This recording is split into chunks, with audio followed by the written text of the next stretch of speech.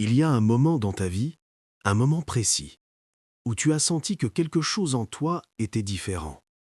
Pas différent au sens où les autres l'entendent. Pas différent parce que tu es étrange ou bizarre ou cassé. Non.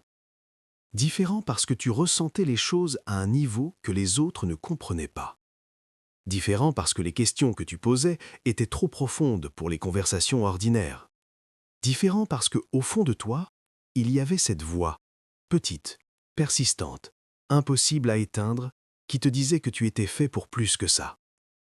Et pourtant, tu as passé des années à douter, des années à te battre contre des forces que tu ne voyais pas, mais que tu sentais, des années à porter des fardeaux que personne autour de toi ne semblait comprendre, des années à te lever chaque matin avec ce poids sur la poitrine, cette fatigue qui n'était pas physique, c'était une fatigue de l'âme.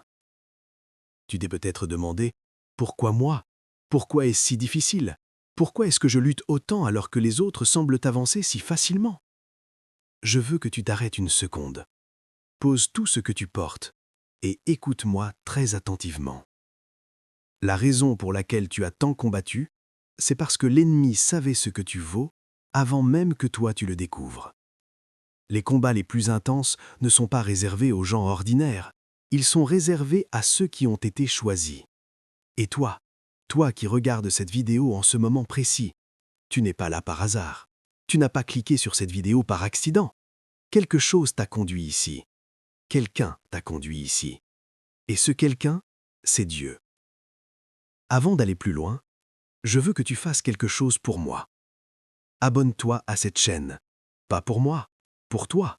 Parce que ce que nous construisons ici, cet espace, il a été créé pour toi.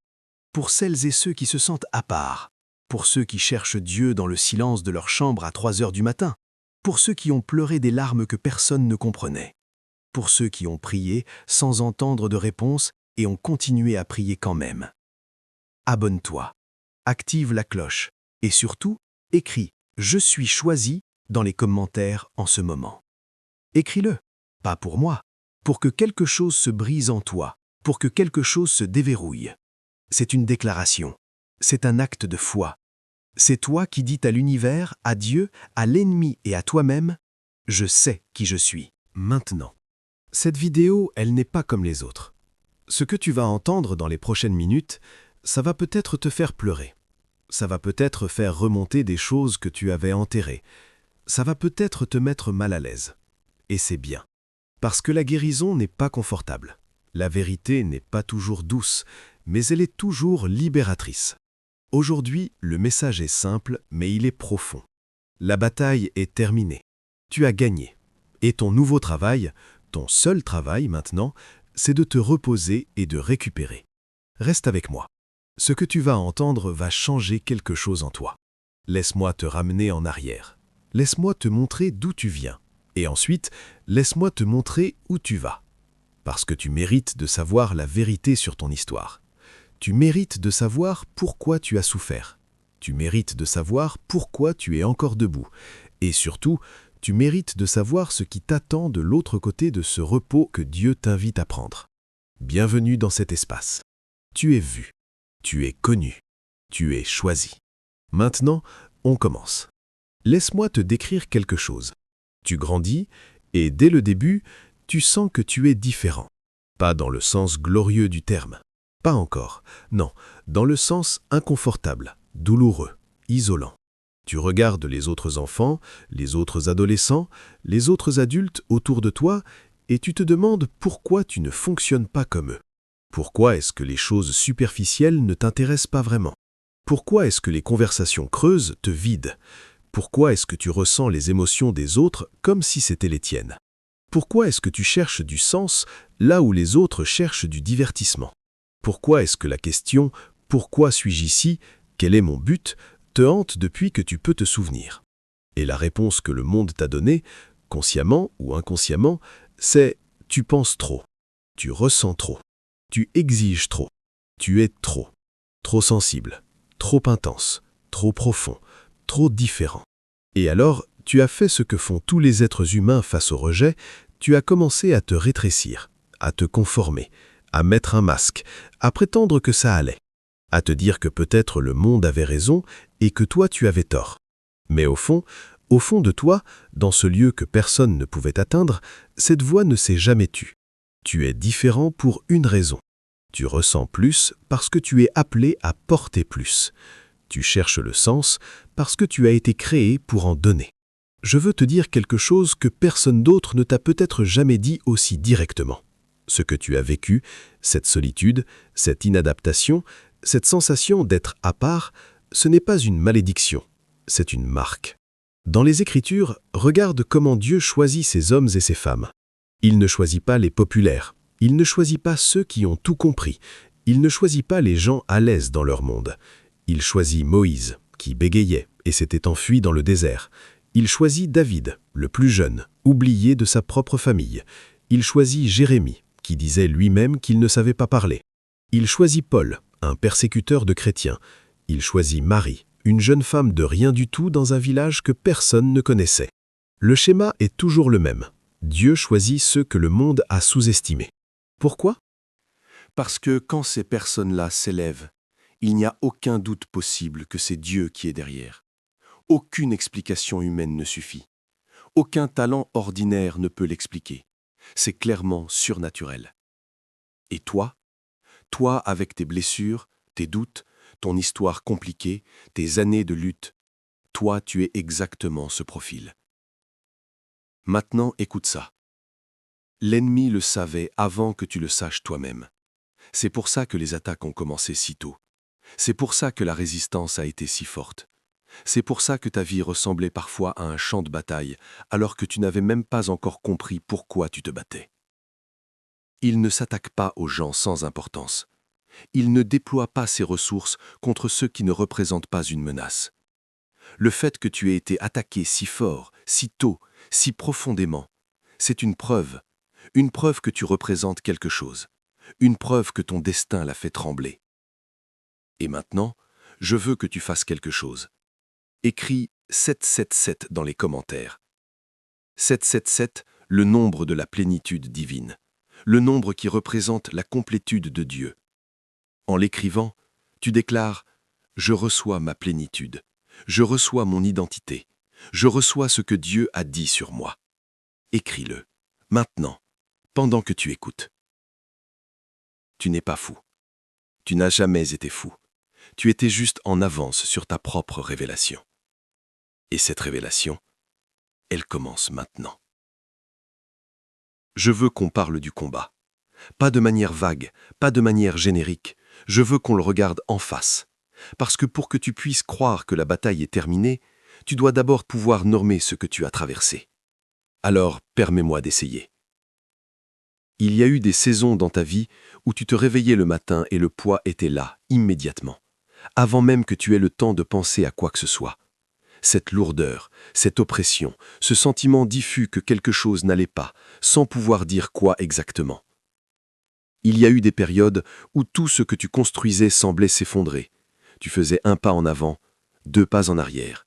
Dès que quelque chose de bien commençait à se mettre en place, quelque chose venait le saborder. Tes relations, tes projets, ta santé, tes finances. Toujours ce sentiment que tu te battais contre un courant invisible. Il y a eu des nuits longues, des nuits où le silence était trop lourd et où les pensées s'emballaient, où la peur prenait des formes irrationnelles, où le doute sur toi-même devenait une voix presque audible. Tu n'es pas assez bien, tu n'y arriveras jamais, personne ne t'aime vraiment, tu es seul, tu as tout raté. Ces pensées, tu les connais. Elles ont un auteur, et cet auteur n'est pas toi. Dans le monde spirituel, il y a quelque chose qu'on appelle la résistance. Ce n'est pas un concept abstrait, c'est une réalité. Et cette résistance cible précisément les personnes qui ont un appel fort sur leur vie. Plus ton appel est grand, plus la résistance est intense. C'est contre-intuitif. On s'attendrait à ce que les personnes choisies aient le chemin le plus facile. Mais non, les personnes choisies ont souvent le chemin le plus difficile, précisément parce que ce qu'elles portent nécessite d'être forgé. L'or ne devient pur qu'à travers le feu. Le diamant ne devient diamant qu'à travers une pression extrême. Et toi, tu as été mis au feu. Tu as été mis sous pression, pas parce que Dieu t'avait abandonné, mais parce que ce que tu es appelé à devenir nécessitait un processus de purification que rien d'autre ne pouvait accomplir. Mais il y avait aussi autre chose dans ce combat. Il y avait des trahisons, des personnes en qui tu avais confiance qui t'ont déçu, des portes qui se sont fermées, des opportunités qui ont semblé mourir. Et dans ces moments-là, la tentation était grande de te retourner contre Dieu, de dire « si tu m'aimais vraiment, tu n'aurais pas laissé ça arriver », de croire que le silence de Dieu était une absence de Dieu. Mais le silence de Dieu n'est jamais une absence, c'est souvent un repositionnement. Quand la porte se ferme, c'est parfois parce que Dieu te redirige vers une porte que tu n'aurais jamais cherchée autrement. Quand quelqu'un te trahit, c'est parfois parce que Dieu prépare autour de toi des personnes vraiment alignées avec ton destin. Quand un rêve meurt, c'est parfois parce qu'un rêve plus grand est en train de naître.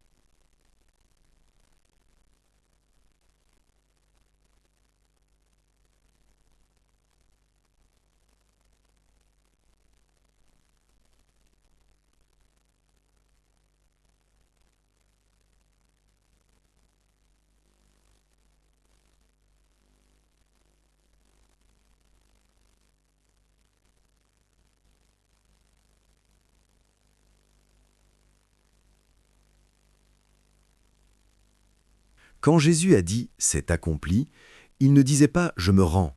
Il disait « la victoire est complète, la dette est payée, l'ennemi est défait. Tout ce qui devait être fait est fait. Et cette victoire, elle est la tienne. » Mais voici ce que l'ennemi fait après sa défaite. Il ne disparaît pas dans le silence, il ne lève pas un drapeau blanc et ne s'en va pas calmement. Non, il continue à faire du bruit, il continue à envoyer des pensées de peur, il continue à créer des illusions de menaces, il continue à te faire croire que tu es encore en danger. Pourquoi? Parce que même s'il a perdu le droit de te détruire, il peut encore essayer de te paralyser. Il peut encore essayer de te faire vivre dans la peur d'une guerre qui est déjà gagnée. C'est comme si quelqu'un te montrait une arme vide. Le pistolet n'a plus de balles, mais si tu crois qu'il est chargé, alors il a encore le pouvoir de te contrôler. L'ennemi opère avec des armes vides. Sa seule munition restante, c'est le mensonge. Et tu n'as plus à croire ces mensonges. La bataille dans laquelle tu étais, elle avait un but. Elle devait te former, elle devait te purifier, elle devait éliminer tout ce qui n'était pas essentiel. Elle devait briser les dépendances aux choses du monde, elle devait t'amener à un endroit où tu n'avais plus rien à quoi te raccrocher, sauf Dieu. Et maintenant que tu es là, maintenant que tout ce qui pouvait être secoué a été secoué, il ne reste que ce qui est inébranlable. Il ne reste que toi et Dieu. Et c'est tout ce dont tu as besoin. Écris « c'est accompli » dans les commentaires. Dis-le. Proclame-le sur ta vie, sur ta maison, sur tes enfants, sur ton avenir. C'est accompli. La bataille est terminée. Et maintenant vient la partie que personne ne t'a appris, la partie que personne ne t'a préparé à recevoir. Le repos. Quand on dit se reposer en Dieu, beaucoup de gens ont une image dans la tête. Ils imaginent quelqu'un qui s'assoit, croise les bras et attend que les choses arrivent. Ils imaginent la passivité, l'inaction, le fait de ne rien faire en espérant que Dieu fasse tout. Ce n'est pas ce dont je parle. Le repos dont je parle, le repos que Dieu t'appelle à entrer maintenant, c'est quelque chose de radicalement différent. C'est quelque chose de puissant, c'est quelque chose qui demande plus de courage que la bataille lui-même. Dans l'Ancien Testament, il y a le concept du Shabbat. Le 7e jour, Dieu se repose, non pas parce qu'il était fatigué, non pas parce qu'il avait besoin de récupérer, mais parce que la création était complète, et pour marquer cette complétude, pour savourer cette complétude, il s'arrêtait. Le repos de Dieu n'était pas une absence d'activité, c'était une célébration de l'accomplissement. Et quand Dieu t'appelle à te reposer, il t'appelle à faire la même chose.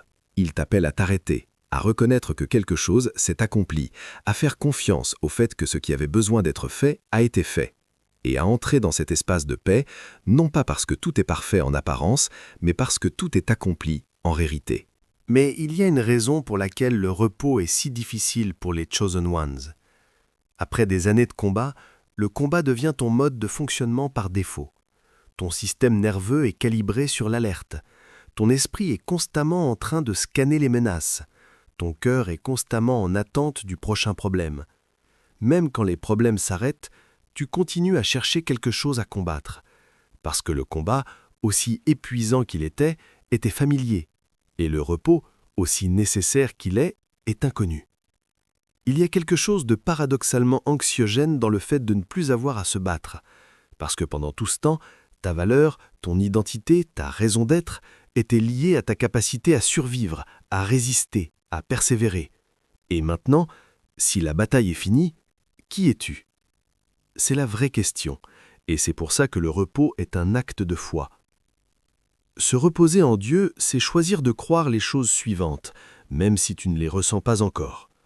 Premièrement, que tu as de la valeur en dehors de ce que tu fais, que tu as de la valeur simplement parce que tu es, que Dieu t'aime non pas pour tes performances, tes victoires, ta capacité à résister, mais pour toi, pour l'être unique et irremplaçable que tu es. Deuxièmement, que Dieu est en contrôle de ce que tu ne contrôles pas, que tu peux lâcher prise sur les choses qui ne t'appartiennent pas, que tu peux arrêter d'essayer de tout gérer, tout anticiper, tout prévenir. Troisièmement, que l'avenir est bon, que ce qui vient n'est pas une nouvelle vague d'attaque, que la saison qui s'ouvre est une saison de grâce, de reconstruction, de beauté. Effondré. Parfois, la victoire, ça ressemble à avoir survécu à quelque chose qui était censé te détruire. Parfois, la victoire, ça ressemble à avoir encore la foi malgré tout ce qui s'est passé. Laisse-moi te donner des signes concrets, des signes que tu as peut-être vécus et que tu n'as pas reconnus comme des preuves de victoire. Signe numéro 1, tu es encore là. Ça semble évident, mais pense à tout ce que tu as traversé. Pense au moment où tu te demandais si tu allais tenir. Pense aux fois où tu étais au bout du rouleau, au bout de ta foi, au bout de tes forces. Et pourtant, tu es là. Tu respires. Tu écoutes ces mots. C'est une victoire. Signe numéro 2, ta foi n'est pas morte.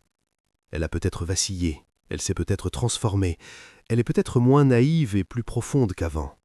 Mais elle est là. Le fait que tu cherches encore Dieu, le fait que tu sois là à regarder cette vidéo, c'est la preuve que quelque chose en toi refuse d'abandonner. C'est la foi qui survit. Et une foi qui survit à l'épreuve est une foi qui a été prouvée. Signe numéro 3, tu as changé. Tu n'es plus la même personne qu'avant le combat. Et ce n'est pas une perte, c'est un gain. Tu es plus profond, plus conscient, plus capable de compassion envers les autres qui souffrent. Tu comprends des choses que tu ne pouvais pas comprendre avant. Tu as une sagesse acquise dans les tranchées. Et cette sagesse-là, elle est précieuse, elle est irremplaçable. Signe numéro 4, ce qui te blessait avant te touche moins maintenant. Peut-être que les paroles négatives ont moins de prise sur toi. Peut-être que les opinions des autres ont moins de pouvoir. Peut-être que les situations qui t'auraient plongé dans le désespoir avant te semblent maintenant gérables. C'est une transformation profonde. C'est de la résilience forgée au feu. Signe numéro 5, tu aspires à quelque chose de plus grand. Ce désir en toi d'avoir un impact, d'aider les autres, d'accomplir quelque chose de significatif, il est plus fort que jamais. Pas par ambition égo, par vocation. Parce que le feu que tu as traversé a brûlé tout ce qui était faux et a révélé ce qui est vrai. Tu as été créé pour quelque chose. Écris « Je reconnais ma victoire » dans les commentaires.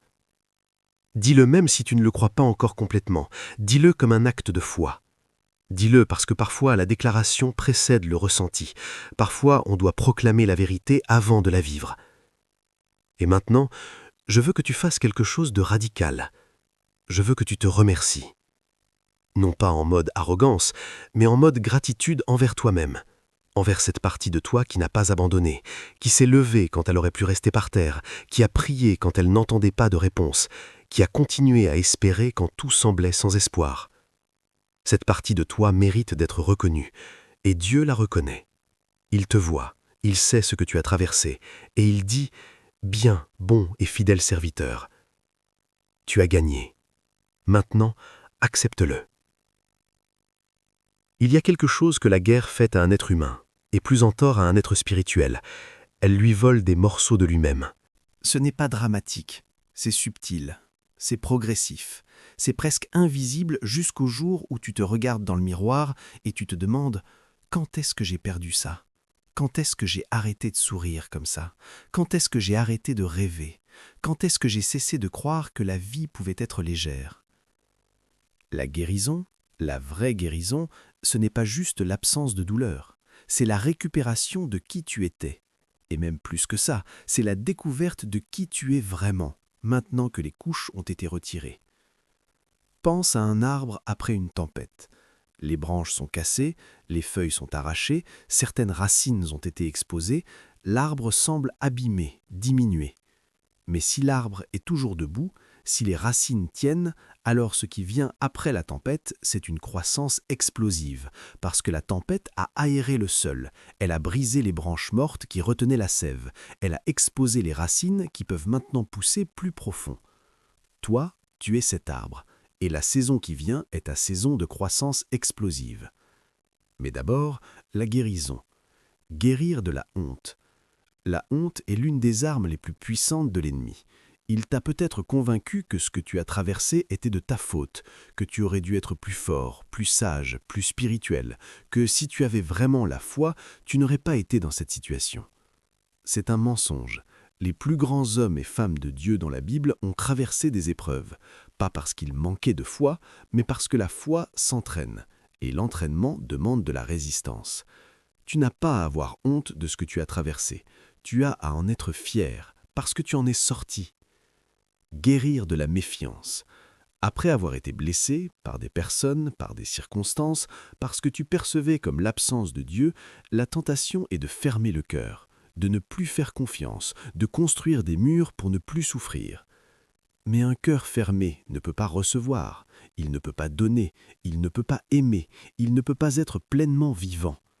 La guérison t'invite à rouvrir le cœur, pas naïvement, avec discernement, avec les limites saines que tu as appris à poser, mais ouvert quand même, ouvert à Dieu, ouvert à la vie, ouvert aux personnes que Dieu placera sur ta route dans cette nouvelle saison. Guérir de la fatigue identitaire. Après des années où tu as dû te battre pour survivre, il est possible que tu aies perdu de vue qui tu es vraiment, qui tu es en dehors de tes blessures, qui tu es en dehors de ta douleur, qui tu es en dehors du rôle de celui qui combat.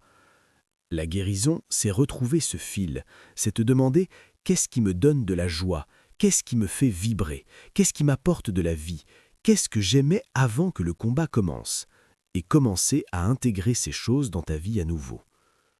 Écris « Je me retrouve » dans les commentaires. C'est une déclaration de guérison. C'est toi qui dis « Je suis encore là, le vrai moi est encore là, et je m'engage à le retrouver ». La guérison n'est pas linéaire. Il y aura des jours où tu te sentiras bien et des jours où ça sera plus difficile. Il y aura des moments où les vieilles blessures remonteront, non pas pour te détruire, mais pour être soignées. Sois patient avec toi-même. Tu ne peux pas guérir en un jour ce qui a pris des années à se construire. Mais tu peux faire un seul pas, chaque jour. Et Dieu marchera avec toi. Chaque pas. Voici l'une des vérités les plus difficiles à intégrer pour un chosen one. Ta valeur ne vient pas de ce que tu fais.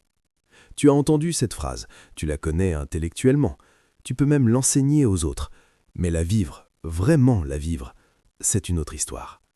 Parce que quelque part dans ton parcours, tu as appris que ton existence se justifiait par ta productivité, par ta capacité à résoudre les problèmes, par ton utilité, par ce que tu apportais. Et quand l'identité est liée à la performance, le repos devient une menace, parce que dans le repos, tu ne fais rien. Et si tu ne fais rien, alors, selon cette logique, tu n'es rien. C'est un mensonge fondamental, et c'est ce mensonge que Dieu veut briser en toi aujourd'hui. Dieu ne t'a pas créé pour faire, il t'a créé pour être son enfant, être aimé, être en relation avec lui, être toi-même, pleinement, authentiquement, sans masque. Le faire coule naturellement de l'être. Quand tu es ancré dans qui tu es, ce que tu fais a de la puissance, ce que tu fais a de l'impact, ce que tu fais change des vies. Mais si tu fais sans être, si tu agis depuis un lieu de vide intérieur, de peur ou de besoin de validation, alors même tes bonnes actions sont épuisantes et sans fondement durable. Ton nouveau rôle, le rôle que Dieu t'assigne pour cette saison, c'est être présent, dans le moment, dans ta vie, dans ta relation avec Dieu. Être tu-même, arrêter de jouer un rôle, arrêter de porter un masque, arrêter d'essayer d'être ce que tu crois que les autres attendent de toi.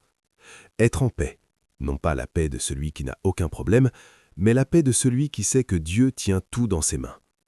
Et voici ce qui va se passer quand tu commenceras à être plutôt qu'à faire. Paradoxalement, tu vas accomplir plus, pas parce que tu fais plus d'efforts, mais parce que tu agis depuis un lieu d'alignement, depuis un lieu de puissance intérieure, plutôt que d'épuisement intérieur. Les personnes qui arrivent dans cet état d'être ancrées, en paix, connectées à Dieu, ont une influence naturelle. Elles n'ont pas besoin de forcer, elles n'ont pas besoin de se vendre, elles n'ont pas besoin de se prouver. Leur simple présence change l'atmosphère.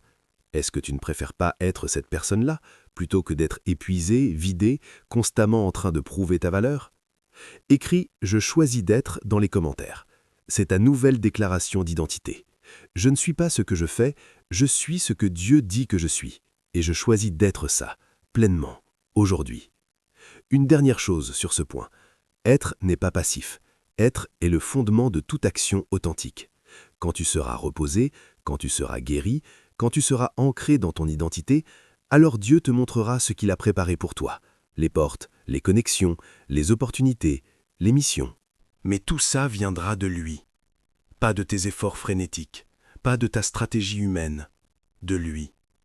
Et ça change tout. Maintenant, c'est le moment.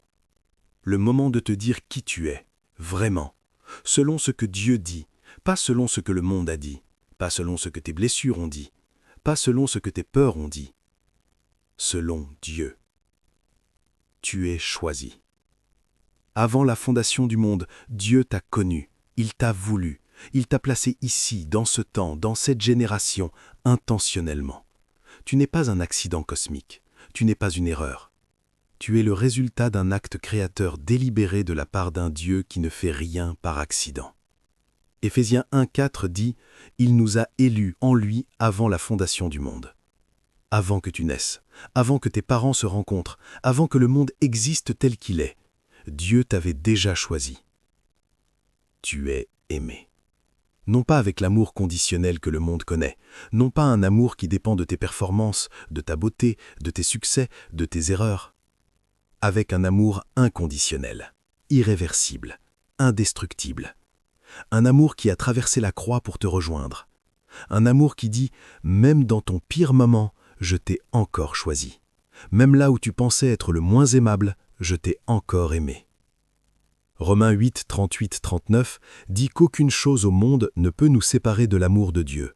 Ni la mort, ni la vie, ni les anges, ni les démons, ni le présent, ni l'avenir, ni les hauteurs, ni les profondeurs. Rien ne peut t'arracher de cet amour. Tu es destiné. Tu as un destin, pas un destin générique, un destin spécifique, unique, personnel, qui ne peut être accompli que par toi, avec l'histoire que tu as, les dons que tu portes, les expériences que tu as traversées. Ce que tu as vécu, même les parties douloureuses, fait partie de l'équipement de ton destin. La compassion que tu as à offrir vient de tes propres blessures. La sagesse que tu as à offrir vient des leçons que tu as apprises dans le feu. La force que tu peux donner vient de la faiblesse que tu as traversée. Tout a un sens, même ce que tu ne comprenais pas, même ce que tu ne comprends pas encore. Tu es protégé. Dieu a mis une main sur ta vie, et cette main ne se retire pas, même quand tu ne la sens pas, même quand tu ne la vois pas. Pense à tout ce dont tu as échappé. Pense aux situations qui auraient pu te détruire et qui ne l'ont pas fait. Pense aux moments où tu étais en danger, spirituellement, mentalement, peut-être même physiquement, et où tu t'en es sorti. Ce n'était pas la chance, c'était la protection de Dieu. Tu es appelé. Il y a quelqu'un ou plusieurs personnes dont la vie sera changée grâce à toi, grâce à ce que tu as traversé, grâce à ce que tu as appris, grâce à qui tu es devenu. Ton histoire a un public, ton témoignage a un destinataire, tes dons ont un champ d'application. Et Dieu t'équipe maintenant dans cette saison de repos et de guérison pour ce moment-là. Écris « Je suis qui Dieu dit que je suis » dans les commentaires. Toutes les lettres, toute la déclaration, parce que tu le proclames sur ta vie. Tu le proclames sur ton avenir, tu le proclames sur les mensonges que tu as cru trop longtemps. Tu es un chosen one, et ton identité n'est pas dans ce que tu fais, ce que tu possèdes ou ce que les autres pensent de toi. Ton identité est dans ce que Dieu dit de toi. Et Dieu dit « Tu es mien, tu es aimé, tu es choisi et tu es prêt ». Nous arrivons à la fin de ce message, mais avant de terminer, je veux faire quelque chose avec toi, pour toi. Je veux prier. Pas une prière de façade, pas une prière pour remplir le temps, une vraie prière, une prière qui touche quelque chose. Mais d'abord, je veux que tu te prépares. Si tu es assis, tiens-toi droit. Si tu peux fermer les yeux, ferme-les. Pose les mains à plat sur tes genoux, les paumes ouvertes vers le haut. C'est la posture de quelqu'un qui reçoit, parce que c'est ce que tu vas faire maintenant. Tu vas recevoir. Écris « Je reçois » dans les commentaires, maintenant, avant la prière. Écris-le comme une activation, comme une ouverture de canal.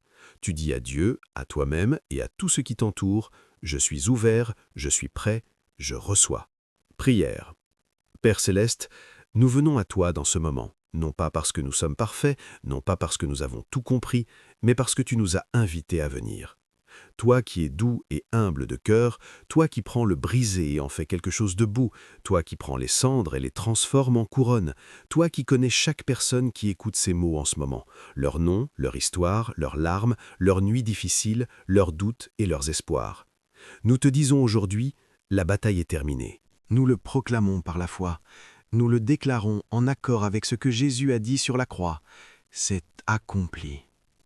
Et maintenant, Père, nous te demandons de faire ce que toi seul peux faire. Guéris les cœurs brisés qui écoutent. Chaque cœur brisé, chaque blessure cachée, chaque douleur qui n'a jamais pu être exprimée, viens la toucher. Viens y mettre ta main. Viens y poser ta paix. Libère de la fatigue accumulée, de la fatigue du corps, de la fatigue de l'âme, de la fatigue de devoir toujours être fort. Viens les remplir de ta force, non pas la leur, mais la tienne, la force qui ne s'épuise pas. Brise tout ce qui les retenait, toute honte, tout mensonge, toute identité négative qui s'est collée à eux au fil des années, toute voix qui leur disait qu'ils n'étaient pas assez, brise-le, maintenant, au nom de Jésus. Restaure ce qui a été volé, les années, la joie, la confiance, l'innocence du cœur, restaure-le, car tu es le Dieu qui rend au centuple. Et enfin, Père, scelle-les, couvre-les, protège-les pour la saison qui vient, car ce qui vient est grand. Ce qui vient est beau, ce qui vient est le fruit de tout ce qu'ils ont enduré.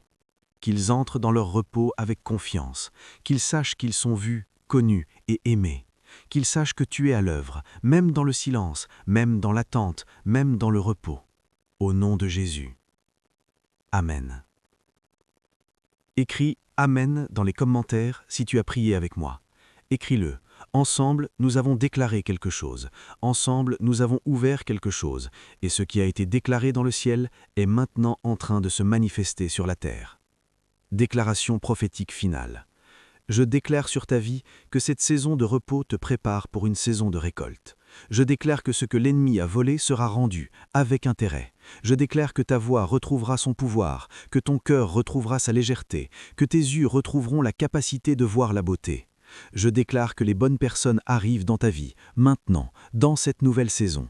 Des personnes qui t'aiment vraiment, des personnes alignées avec ton destin, des personnes qui verront en toi ce que Dieu voit. Je déclare que les portes qui ont été fermées injustement vont s'ouvrir, et que les portes qui ont été fermées pour te protéger resteront fermées, remplacées par des portes meilleures que tout ce que tu aurais pu imaginer. Je déclare que tu vas entrer dans ta saison de gloire, non pas la gloire du monde, la gloire de Dieu. Visible dans ta vie, dans ta paix, dans ta joie, dans l'impact que tu auras sur ceux que tu croiseras. Une dernière chose. Écris « Sceau de feu » dans les commentaires, pour que cette déclaration soit scellée sur ta vie, pour que ce moment reste gravé, pour que chaque fois que tu reliras ce commentaire, tu te souviennes. Ce jour-là, j'ai choisi d'entrer dans mon repos. Ce jour-là, j'ai reçu ma guérison. Ce jour-là, j'ai embrassé mon identité de Chosen One. Merci d'avoir été là jusqu'au bout. Ça ne me surprend pas, parce que les Chosen Ones vont jusqu'au bout. Si cette vidéo t'a touché, partage-la. Il y a quelqu'un dans ton entourage qui a besoin d'entendre ce message aujourd'hui. Tu ne sais peut-être pas qui, mais Dieu le sait. Et quand tu partageras, il s'assurera que ça arrive aux bonnes mains. Abonne-toi si ce n'est pas encore fait. Active la cloche. Parce que ce que nous construisons ici, cet espace pour les âmes profondes, pour les chercheurs de Dieu, pour les Chosen Ones, c'est quelque chose de rare. Et tu mérites d'en faire partie.